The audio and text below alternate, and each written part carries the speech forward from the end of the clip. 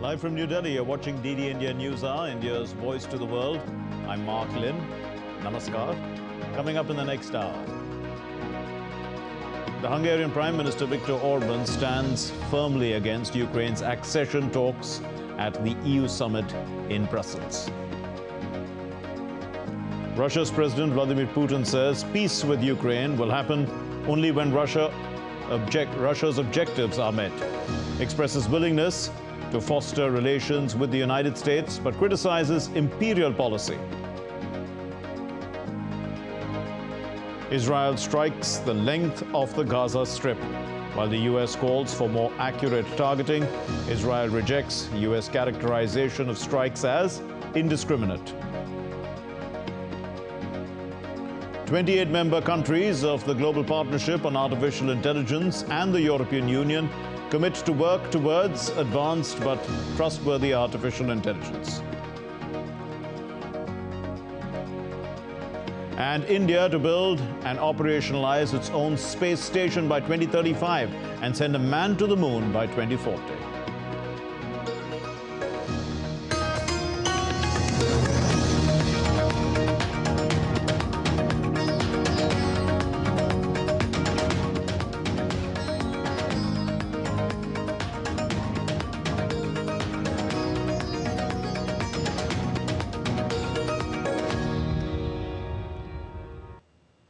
Indian stock markets made history on Thursday, opening with lifetime highs and then setting new records.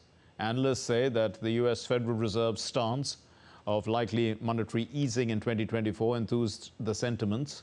The Sensex ended up 929 points and the Nifty was up 256 points. The Indian markets have had a strong bull run this December, starting with the BJP victory in the assembly elections of Madhya Pradesh, Rajasthan and Chhattisgarh. Indian stock markets continue to fly higher than they have ever done before, with key benchmark indices, the BSE Sensex and NSE Nifty, hitting fresh lifetime highs on Thursday. The 30-share sensitive index of the Bombay Stock Exchange opened at a new high of 70,146.09. It soared even higher to a record 70,602.89 before settling at 70,514.20 with a gain of 929.60 points or 1.34%. The broader 50-share Nifty of the National Stock Exchange also opened with a fresh lifetime high of 21,110.40, soaring further into uncharted territory to hit a new record of 21,210.90 before settling at 21,182.70, up 256.35 points to 1.23%. The renewed bull run came after the US Fed gave an indication that it could start cutting rates as early as March 2024. The impression among market observers and investors is that other central banks, including the Reserve Bank of India, will follow suit. In India, the trigger in December started with positive results for the ruling Bharatiya Janata Party in the recent polls to the state assemblies of Madhya Pradesh, Rajasthan and Chhattisgarh.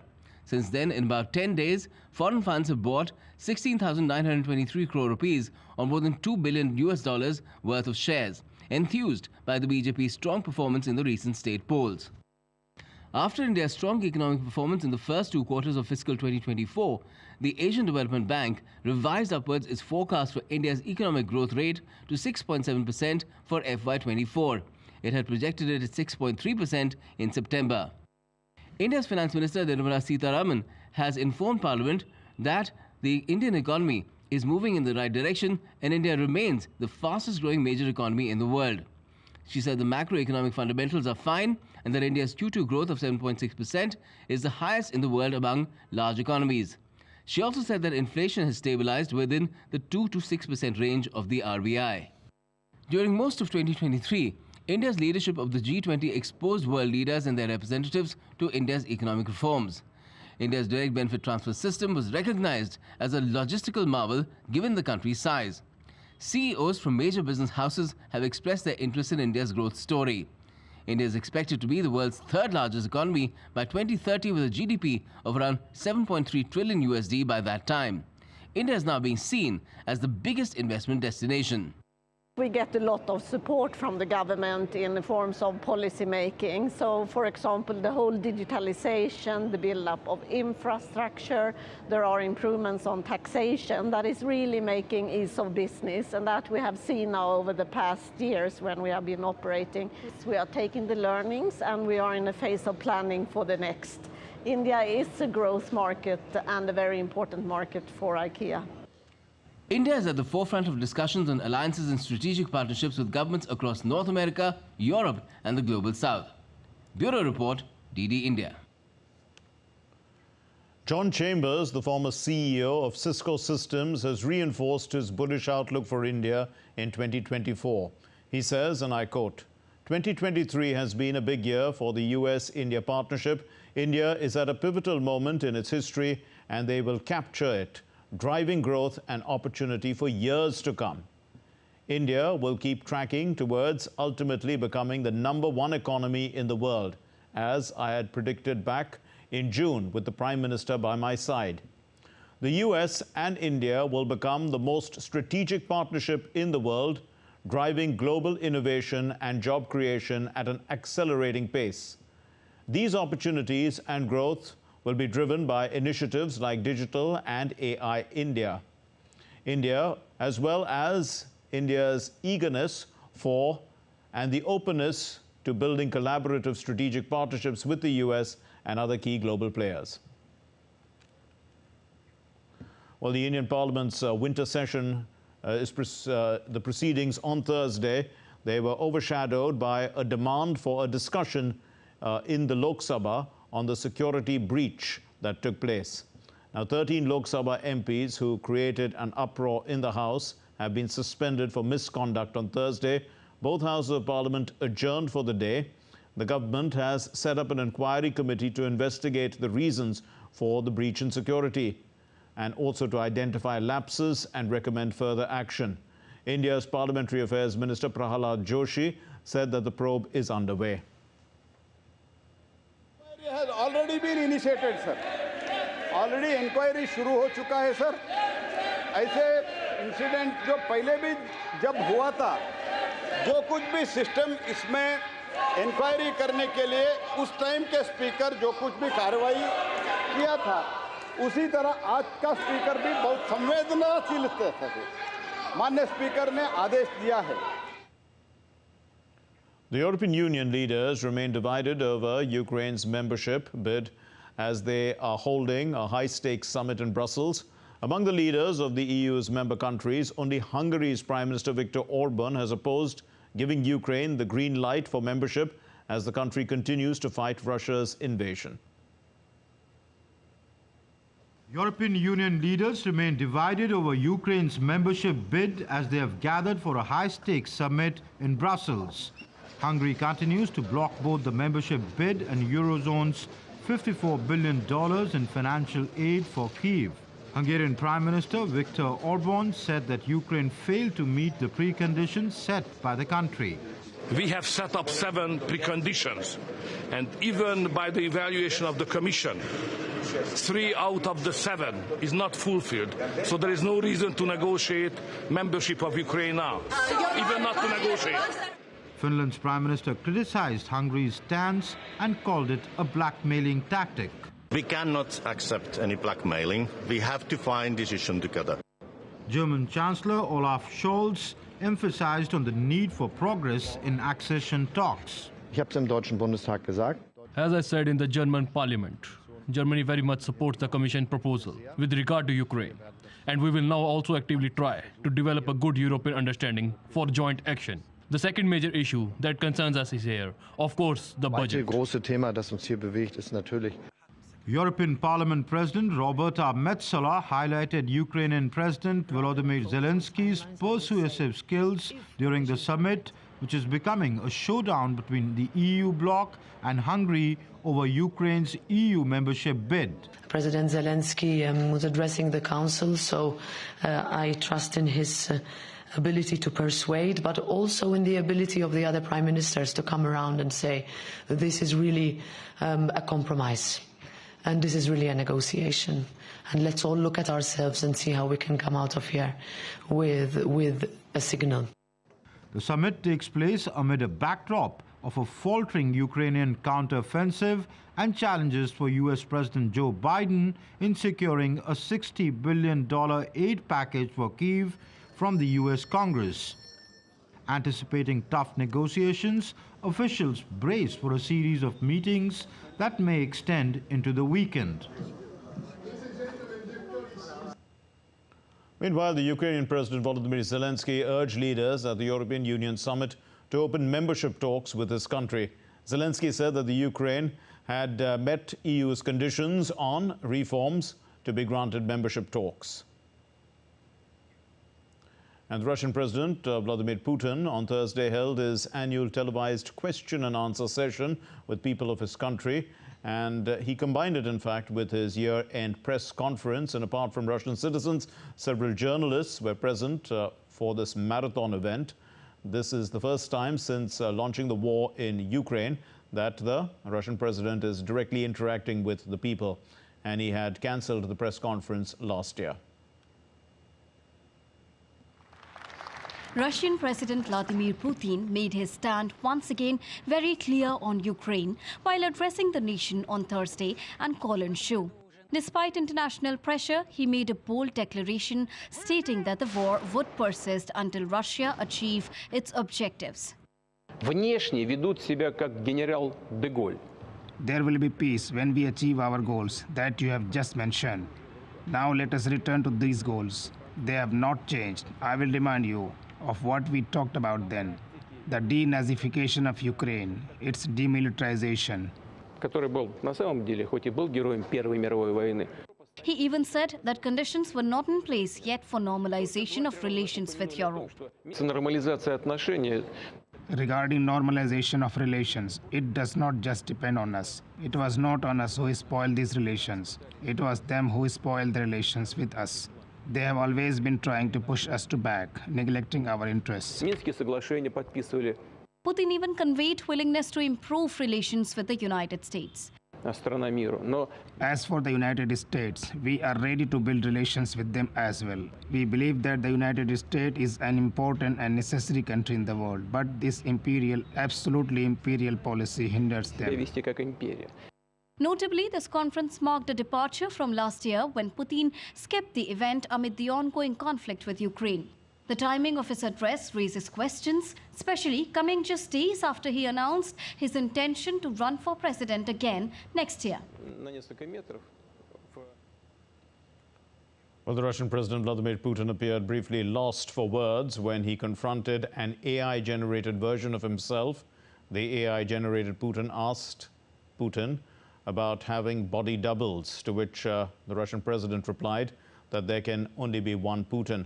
The double, in fact, was one of dozens of callers from around the country who were shown putting questions to Putin during his news conference.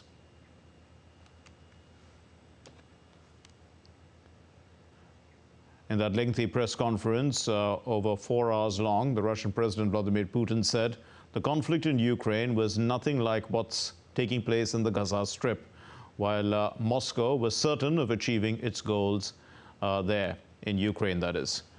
DD India's Dasha Chernyshova reports from Moscow.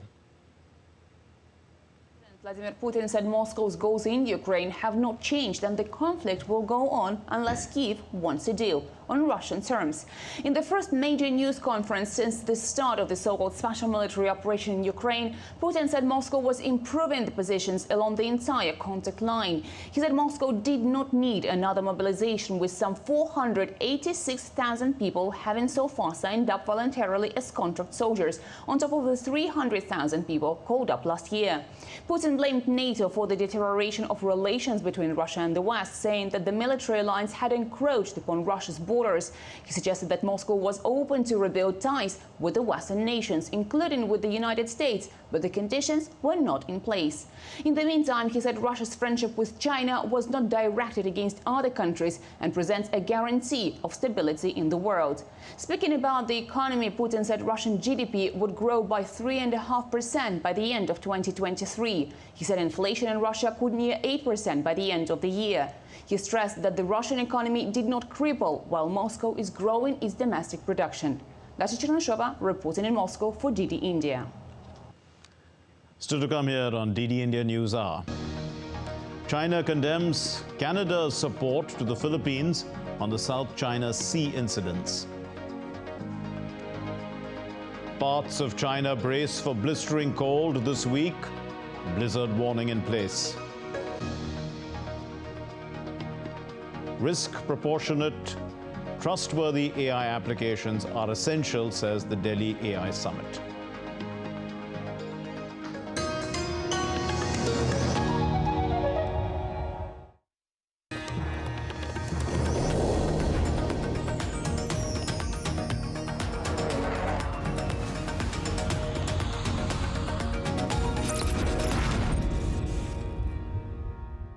What are you watching, Dad? Don't you often say, think before investing in the stock market? So I'm trying to gain some knowledge. From whom? That's this stocks expert. Makes great educational videos, gives good investment tips too. Dad, don't rely on such videos. Do your own research or contact a SEBI-registered investment advisor.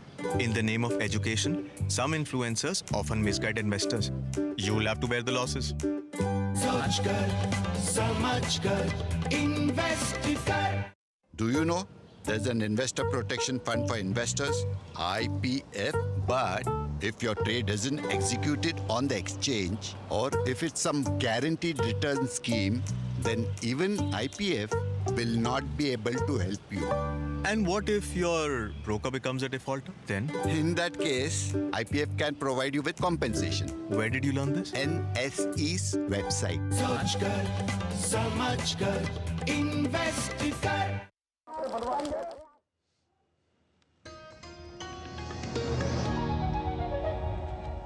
You're watching DD India News Hour. I'm Mark Lynn. The U.S. House of Representatives has voted to officially open an impeachment investigation into the U.S. President Joe Biden. The Republican lawmakers united behind the effort, even as the Democrats said that there is no evidence yet of any wrongdoing. The Republican-led House voted 221 to 212 in a party-line vote to open the investigation. The vote comes hours after President Biden's son, Hunter, declined a closed-door call to testify. Biden is gearing up for a potential rematch with his Republican opponent, Donald Trump, in the 2024 election. On this vote, the yeas are 221 and the nays are 212. The resolution is adopted.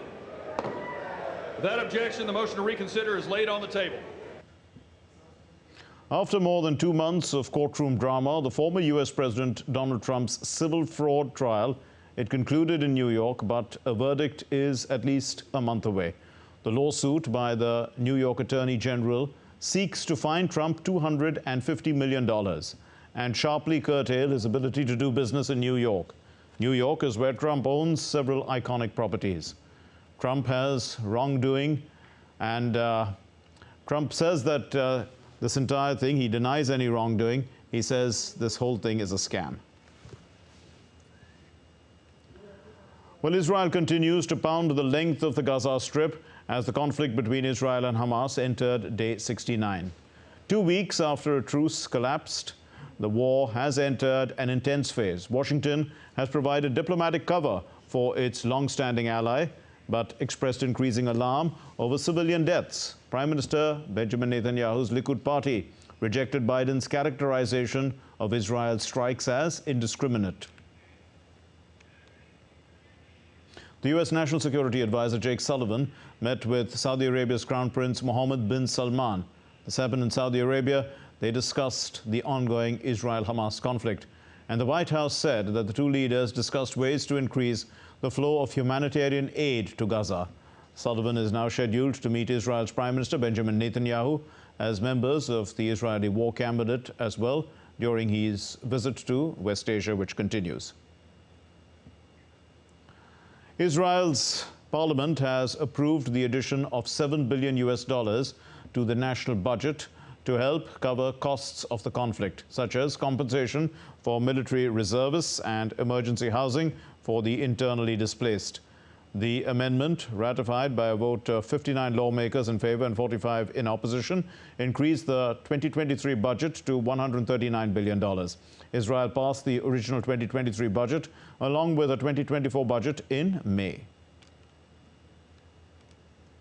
Chinese and the Philippines law enforcement agencies, they worked together to repatriate 180 Chinese nationals involved in offshore gambling in the Philippines. This is according to the Chinese embassy in Manila. They said so on Thursday. But the Philippines has taken a tougher line with China this year, boosting military ties with the United States and also increasing security engagement with other Western powers. This story looks at the latest between the two countries. China and the Philippines over the past few months have had several confrontations in a disputed area of the South China Sea. And now China has condemned Canada's support for the Philippines over what it said were violations of China's sovereignty in the South China Sea. According to a statement by the Chinese embassy spokesperson in Canada, it said, the South China Sea is the common home of countries in the region and should not become a hunting ground for Canada, the United States and other countries to pursue their geopolitical interests. Canada in a statement condemned Chinese action on the 9th and the 10th of December in South China Sea, saying that this poses a serious threat to regional peace and stability. China claims nearly the entire South China Sea as its own and has repeatedly said Philippines vessels were encroaching on its national sovereignty. On recent confrontation in the South China Sea, United Kingdom also backed the Philippines, saying that the tactics of the Chinese vessels were unsafe and escalatory in the South China Sea. The Foreign Office said in a statement that the UK opposes any action which raises tensions, including harassment, unsafe conduct and intimidation tactics which increase the risk of miscalculation and threaten regional peace and stability. Meanwhile, the national security advisors of Philippines, United States and Japan urged China to refrain from further provocative actions. In a trilateral phone call on Wednesday, they voiced their concern about Beijing's recent dangerous and unlawful moves in the West Philippine Sea. Bureau Report, DD India. China has issued its severest yet blizzard warning as particularly bad winter storms, snowstorms that is, have hit the capital Beijing and much of the north of the country. DD India's Andrew Wood reports from Hong Kong. Well, it's been snowing in Beijing for a couple of days now. Forecasters reckon that it could get colder. Perhaps the temperature could fall as far as -16 Celsius. In other cities, such as Harbin in the north of the country, much closer to Mongolia and Siberia, the forecasters reckon the temperature could drop as low as -27 degrees Celsius. And this wave of cold weather is expected to move south over the next 24 to 48 hours. Already there are reports across the north of the country of planes being delayed, schools closing because of very low temperatures and not enough electricity or heating fuel. This does seem to be a problem sweeping across the country. Now, of course, it's not unusual for China to be cold during the winter, but these do seem to be particularly chilly times for China, and the forecasters reckon that records may well be broken. I mean, it has actually been a pretty extreme year for China overall for weather. Back in January, there were ultra-low temperatures. In the summer, there were ultra-high temperatures. Beijing baked at temperatures above 100 Fahrenheit for many, many days in a row. And then suddenly there was bad rain because of typhoon, and there have been a lot of typhoons hitting the coast of China this year. Typhoon Doksuri made landfall and then carried on. It carried on after making landfall. Most typhoons usually fizzle out, but this one carried on for another 2,000 kilometers and reached as far as Beijing and actually caused some of the worst flooding on record there and the highest rainfall on record. So yes, it has been a very difficult year and increasingly, of course, more and more people are believing that these extremes in temperature and weather are due to climate change. In Hong Kong, I'm Andrew Wood reporting for DD India. Risk-proportionate, trustworthy AI applications are essential. This is what the Delhi AI Summit has concluded. Now, member nations of the Global Partnership on Artificial Intelligence have committed to working towards advanced but trustworthy artificial intelligence. Amritpal Singh reports.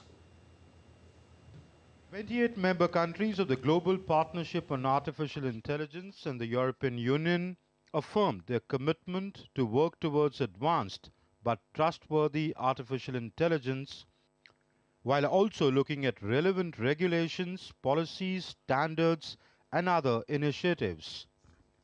That speaks to the need for these 29 countries to work together to create a governance framework for AI.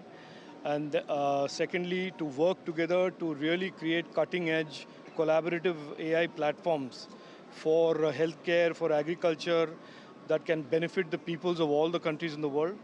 And third, most importantly, or equally importantly, yesterday it was decided by all of the countries that AI, the future of AI, should be inclusive, that it should not be left to one or two countries alone, that countries led by India, which our Prime Minister has already done with DPIs, that we must include countries of the Global South as we shape the future of AI.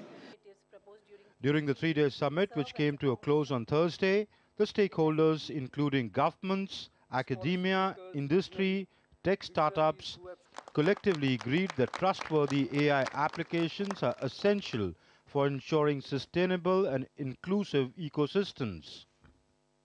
The New Delhi Declaration, adopted at the GPay Summit, also calls for promoting equitable access to critical resources for AI innovation, including computing and high-quality diverse datasets.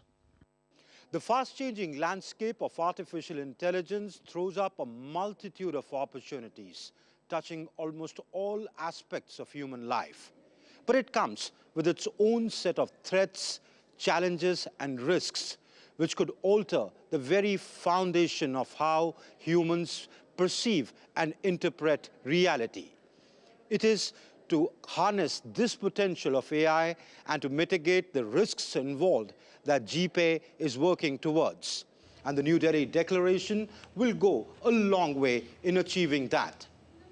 With cameraman Sumit Dhiman, this is Amritpal Singh for DD India. In an exclusive conversation with Prasar Bharati correspondent, the Indian High Commissioner in Sri Lanka, Gopal Bagle, spoke on a number of issues, including ties with Sri Lanka, India's assistance to Sri Lanka, and connectivity. The Indian High Commissioner said that India provided financial assistance to Sri Lanka when the island nation was passing through one of its worst economic crises. India came up with assistance which totals around $4 billion. But the most important impact was on the daily life of the people. Fuel had run out, almost run out. There was shortage of foodstuff, medicine, essential items. So the line of credit extended by India and the fuel supplied from India became the lifeline. Similarly, the $1 billion credit line, which was extended through the State Bank of India, that provided for the import of essential items, medicine, foodstuff. And even now, it is being used after one more extension for medicine. The Indian Ministry of Culture organized the India Art, Architecture and Design Biennial. This is as a flagship program to invigorate the cultural space and creative industries with its first iteration in the Red Fort. The themed pavilions reflect 7 themes offering a journey through diverse aspects of India's cultural heritage. Pravesh explores the symbolism of doors and gateways. Bhag-e-Bahar, it delves into the concept of gardens as universes. Sthapatya, it explores the timeless design and architectural resilience of temples. And Samprava, it focuses on the different aspects of India. Additionally, Vismaya, it celebrates India's post-independence architectural splendor, and Desaj, it explores folk art and also design traditions. And Samatva is an exploration of women's contribution to architecture. Let's now take a look at other stories from around the world. Work is underway in the Bulgarian capital of Sofia. This is to dismantle a 70-year-old Soviet monument which has divided society. The monument to the Soviet army was erected in 1954 to commemorate the 10th anniversary of the arrival of the Red Army troops in the city. The newly elected mayor of Sofia made dismantling the monument one of the key election promises. Virtual reality headsets have come to the aid of elderly people in a nursing home in eastern Hungary. They have been transported to Christmas fairs in Slovenia and Switzerland with the help of the virtual reality headsets. Now they are happy to be taken on a virtual ride to places that they say they would never have seen otherwise. This humanoid robot, Nadia, was introduced by the Institute for Human and Machine Cognition in collaboration with Boardwalk Robotics. This happened recently, and this robot can go toe-to-toe against a boxer in the ring. The organization is working on human-controlled robot avatars using virtual reality technology. The Vietnam International Rice Festival 2023 is underway in Hau Giang in Vietnam with the theme of Centennial Journey of Vietnamese Rice. And the annual festival, it spans 4 days, and it boosts Vietnam's aspirations of becoming a high-quality, low-emission rice production pioneer. Still to come here on DD India News Hour. India aims to send a man to the moon by 2040.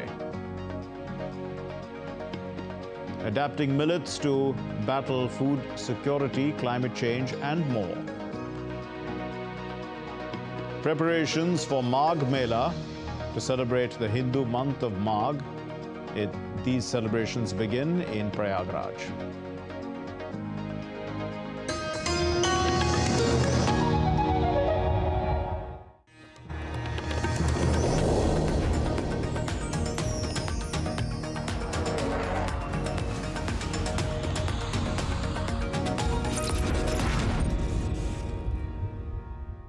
What are you watching, Dad? Don't you often say, think before investing in the stock market? So I'm trying to gain some knowledge. From whom? That's this stocks expert. Makes great educational videos, gives good investment tips too. Dad, don't rely on such videos. Do your own research or contact a SEBI-registered investment advisor. In the name of education, some influencers often misguide investors. You'll have to bear the losses. सोच कर, समझ कर, invest कर. Do you know there's an investor protection fund for investors, IPF, but if your trade isn't executed on the exchange or if it's some guaranteed return scheme, then even IPF will not be able to help you. And what if your broker becomes a defaulter then? In that case, IPF can provide you with compensation. Where did you learn this? NSE's website. सोच कर, समझ कर, invest कर.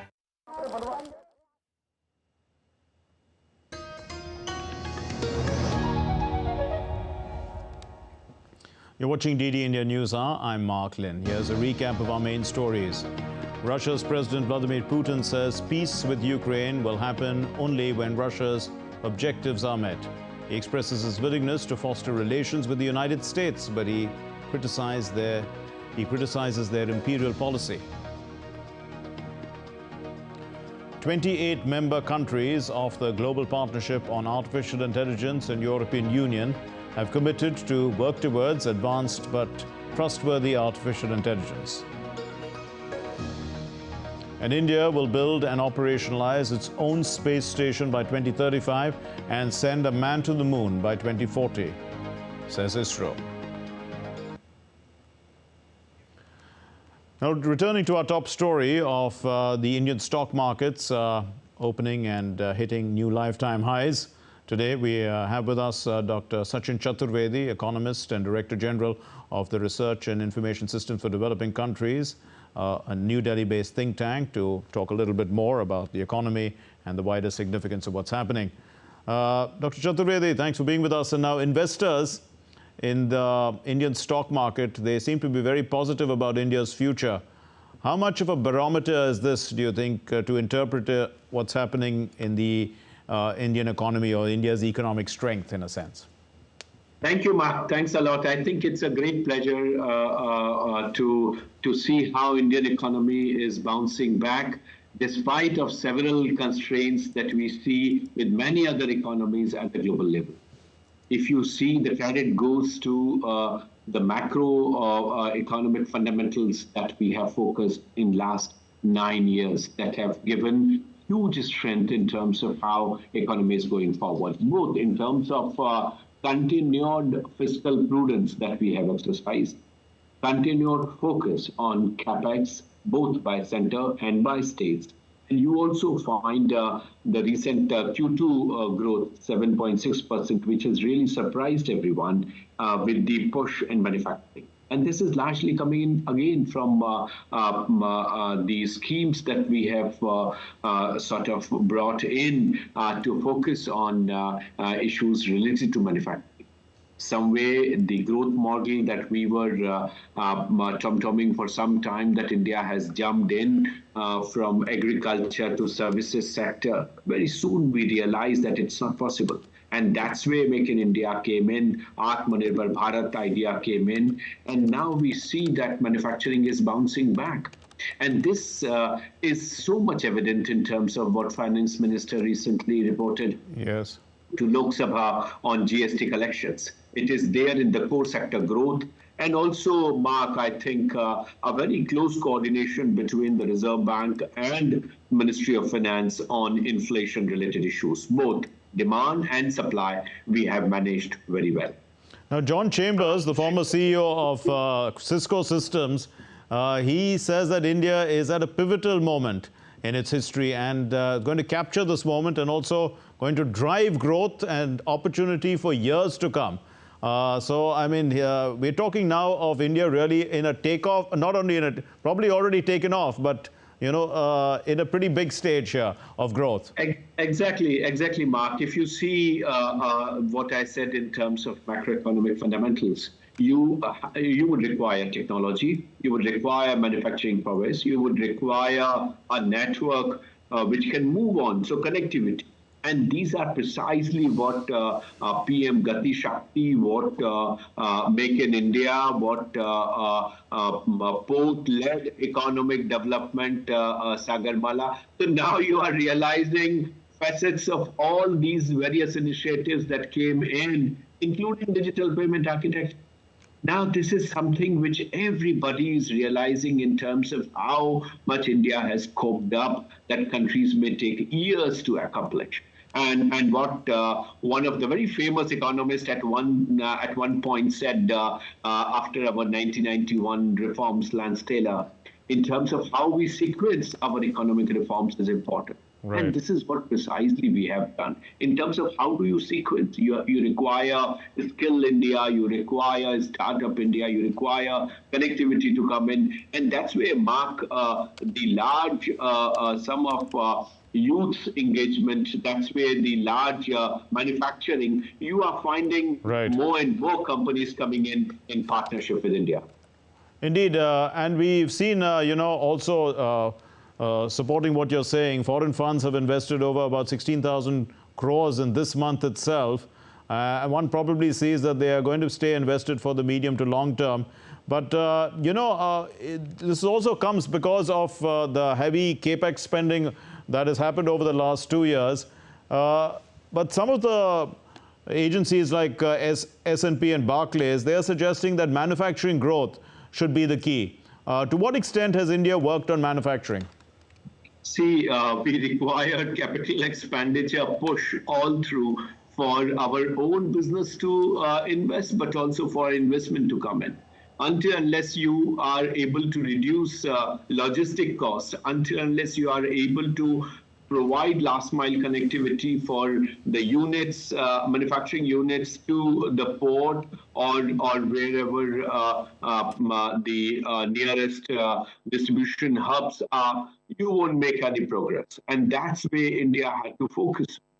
If you recall, 2016, there was a Asian Development Bank study that was very widely quoted in terms of how India was losing out competitiveness despite of being a low-cost producer in many areas because of logistic costs. And now, with several very focused attempts, even central government has incentivized states that are abiding by the policies that are being introduced for the fiscal share that they would get. Now more and more states are coming up.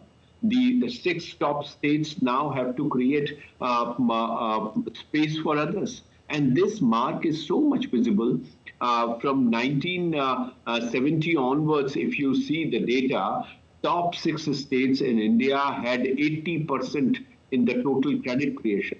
Yes. Now that has gone down to 67%. Other states have come in. Same goes to the deposit share. So you find that it is now becoming more and more equitable. The direct benefit transfers have also eased life for many people. So as we are focusing on business development, the equal attention on making the growth process more inclusive, more participative, I think is paying the dividends. And as a result, you have peace and the necessary conditions for economic growth. And Absolutely. This is, I think, largely the crux of the current rebounds that we are seeing in our economy. And also manufacturing grew by over 13%, construction by over 13% in the last figures that came in. But you know, we are looking at the markets today, and analysts are saying that the Sensex can now hit 1 lakh. That's what we should be looking at next. So, I mean, you know, given the GDP is likely to cross $7 trillion by 2030, this could happen in the natural course. But if you were a man who has to predict when it's going to happen, when will it be? I think it should be very soon. Predictions are not that easy to make. Of course, those who are pessimistic would make never, but I think that's not the case. We have to be optimistic, and it should happen very soon. Okay, we leave it there. Thank you very much, Dr. Sachin Chaturvedi, eminent economist and Director General of the Research and Information Systems for Developing Countries. Thanks for being with us. Now, India will build and also operationalize its own space station by 2035 and is going to send a man to the moon by 2040. The Indian Space Research Organization, or ISRO, the chairperson, Dr. S. Somnath, made this announcement at a lecture in the Rashtrapati Bhavan in New Delhi.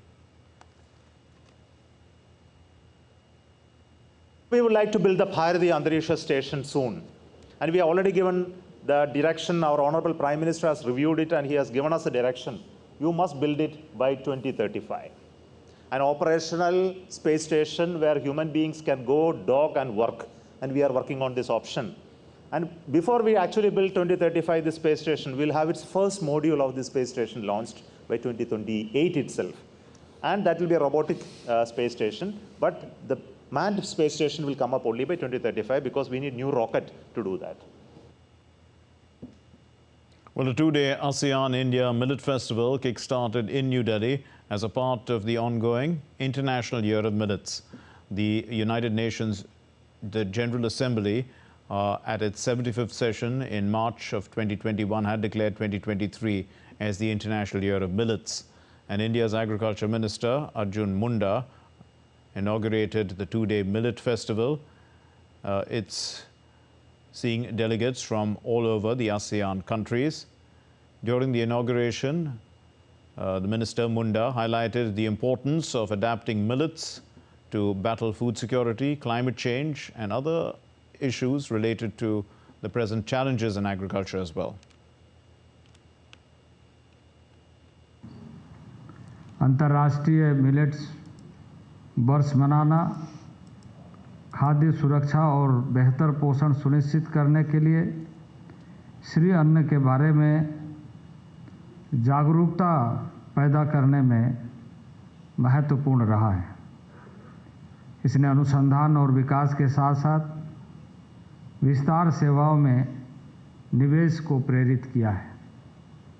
अभी हमारे सचिव महोदय बता रहे थे जलवायु परिवर्तन की वैश्विक चुनौती और इससे जुड़े प्रभाव जो हम हाल के हफ्तों में गहनता से अनुभव कर रहे हैं।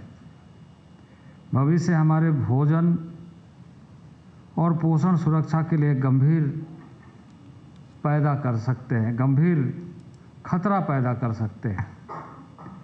ऐसी स्थिति में श्री अन्न की महत्ता और भी बढ़ जाती है। The most important thing is that we all have to be educated more about millets. Maybe coming here today and during the exhibition 2 days, so I will bring back to my country something that is more valuable, and I would look through the investment opportunities amongst the Chamber of Commerce of what we can do to make this available, you know, and to share the opportunity. And also one thing about it is that we have to change the perception of millets. Marking a significant milestone for the Viksit Bharat Sankalp Yatra, which is a movement to make India a developed country. It's unfolding across the country. This campaign registered participation from over 2 crore Indians. 1 crore is equal to 10 million. With 1 month, that happened within 1 month on the 13th of December. The campaign, it aims to inform citizens about government initiatives and the nation's progress under Prime Minister Narendra Modi's leadership. So as part of this ongoing Viksit Bharat Sankalp Yatra, a series of awareness camps were held at multiple locations across the district of Doda in Jammu and Kashmir, with the aim of empowering the people through information, communication and education. This initiative spans across the blocks such as Doda, Kelani, Bhaderwa, Kundhna and Jakyas. They raised awareness about government initiatives for the holistic development of the region. Each panchayat witnessed the warm welcome of the Viksit Bharat Sankalp Yatra van, vibrant cultural programs also, sports activities, and the showcasing of various government-sponsored schemes on an LED screen, or many of these LED screens. The event, in fact, featured pledge ceremonies, health checkups, quiz competitions, and cultural activities, and it received a warm welcome across or wherever it went. Still to come here on DD India News Hour. DD India speaks to the para-table tennis player Sandeep Dangi. And divers create the Christmas nativity scene in an aquarium with sharks.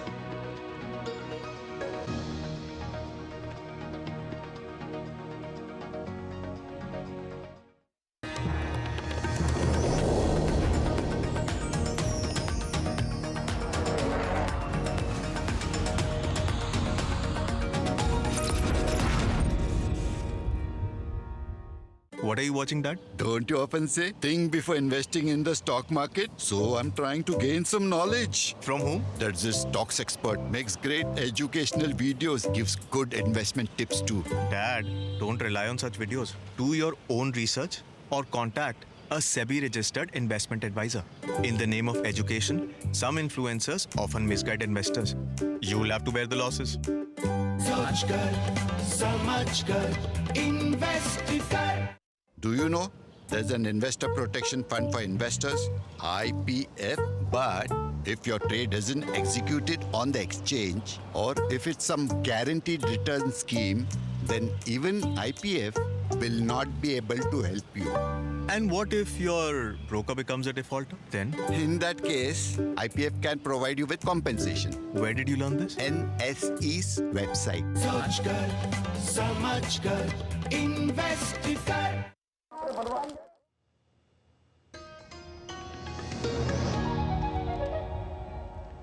You're watching DD India News Hour. I'm Mark Lynn. The National Energy Conservation Day is celebrated on December 14th every year in order to spread the message of conserving energy and to showcase the achievements of the country. Let's look at this report.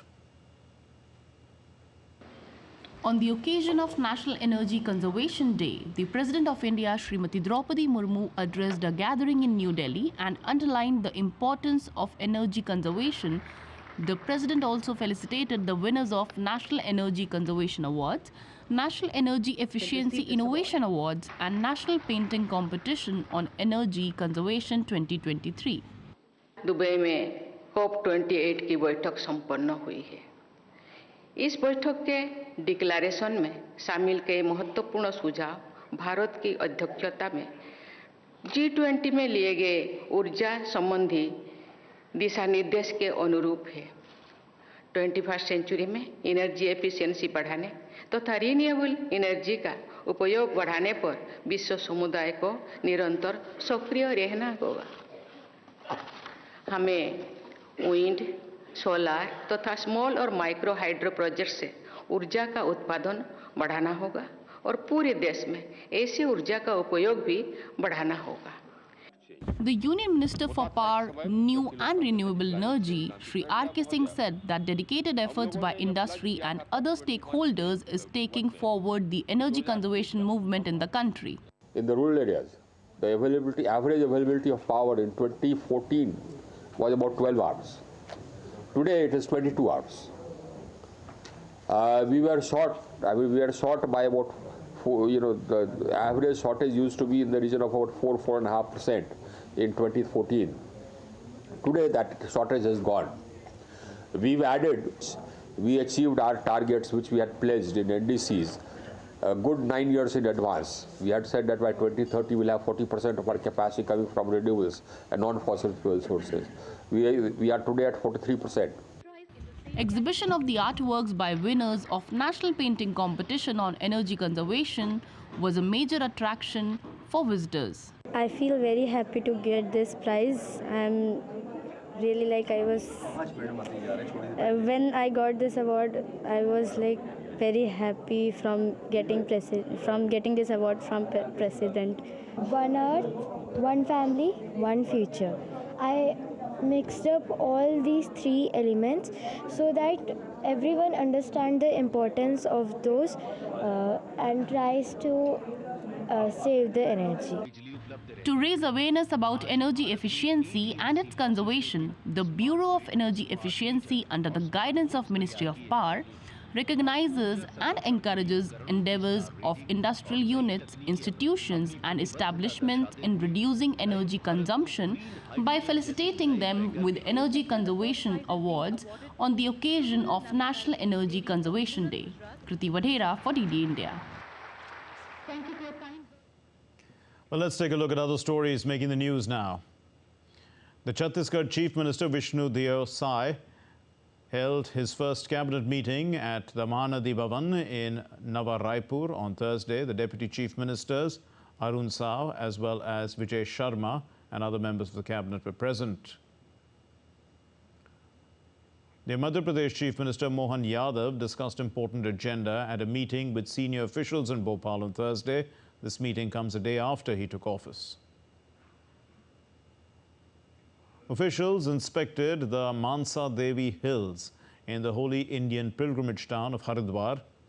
The evaluation was done as part of an effort to prevent landslides in the northern Indian state of Uttarakhand. Repair work will be started soon. This is after an estimate is made. Preparations for the Magh Mela have started. It's a large religious fair held annually in Prayagraj. The month-long Mela is held in the month of January, coinciding with the Hindu month of Magh. It attracts huge crowds every year. Let's get you the sports news now. And Sandeep Dhangi is a para table tennis player who created history by bagging the bronze at the Asian Para Games. And, well, 90% of his body is unresponsive. Yet his grit, determination and perseverance is weaving a dream of achieving the impossible. DD India correspondent Deepika spoke to Sandeep. Holding the table tennis pedal is tough for Sandeep Dhangi, as 90% of his body is unresponsive. But with just 10% of his active body, Sandeep is creating huge records and has become a force to reckon with. Sandeep recently bagged a bronze medal at the Asian Para Games and received a lot of applause. Prime Minister Narendra Modi too put a special tweet congratulating the player. मुझे भी नहीं पता था कि इसकी जो injury spine injury होने से पहले कि स्पाइन इंजरी में इतनी प्रॉब्लम्स होती हैं। आम आदमी कोई दिखाई देता है कि बैठा है, लेकिन इसके अंदर कुछ नहीं है। केवल 10% जो है इसकी पावर है, जिसके अंदर ये सर्वाइव भी कर रहा है, खेल भी रहा है। मतलब कितना बड़ा स्ट्रगल है, कितना बड़ा चैलेंज है इसके लिए कि और खेलना और फिर मेडल लेके आना। Sandeep suffered a huge jolt at an age where an individual dreams of putting all his dreams into reality, but the accident did not stop him. Sandeep practiced day and night and with the support of his family successfully etched history in para sports. इसकी जो will power जो है वो इसको यहाँ तक लेके आई है। हमारा तो सिर्फ जस्ट फिजिकल स्पोर्ट था, मेंटल और जो इसकी विल पावर थी वो इसी की थी। तो आप ये देखिए कि अंदर से कितना स्ट्रॉन्ग था। वैसे तो इस इंजरी के बाद टूट जाता है बंदा, लेकिन इसको मोटिवेट करने वाले पापा थे, उन्होंने बूस्ट अप किया, बहुत बूस्ट अप किया इसको। Dreams are huge and the journey is long, and Sandeep is leaving no stone unturned to fulfill his goal of making it to the Paralympics podium. Sandeep believes that with such initiatives of the government, he would be able to fulfill his long-awaited dream and defeat all hurdles that earlier made it look impossible for him. Players like Sandeep Dangi are fighting a new challenge every day. And initiatives like Khelo India Para Games are helping them to add wings to their dreams. With many more international events coming and with the coming of many more initiatives by the central government, these players are all the more hopeful of having more power to their game. With camera person Saurabh, this is Deepika Mehto's report for DD India. Sandeep Dangi's team speaking to India, DD India that is. Now, as a festive tradition, divers created a nativity scene in the depths of Madrid's Zoo Aquarium, surrounded by colorful shafts, which included the colorful fishes, which included sharks and turtles. The unique underwater spectacle wowed spectators and created quite a... they were awestruck, in fact, and it displayed the spirit of holiday season underwater.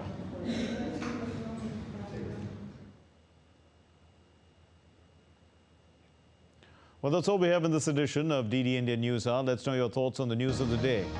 Connect with us on Facebook, X, formerly known as Twitter, and Instagram. And we'll be back with more news as it breaks here on DD India. My name is Mark Lin. From all of us here, thanks very much for watching DD India News Hour. Namaskar.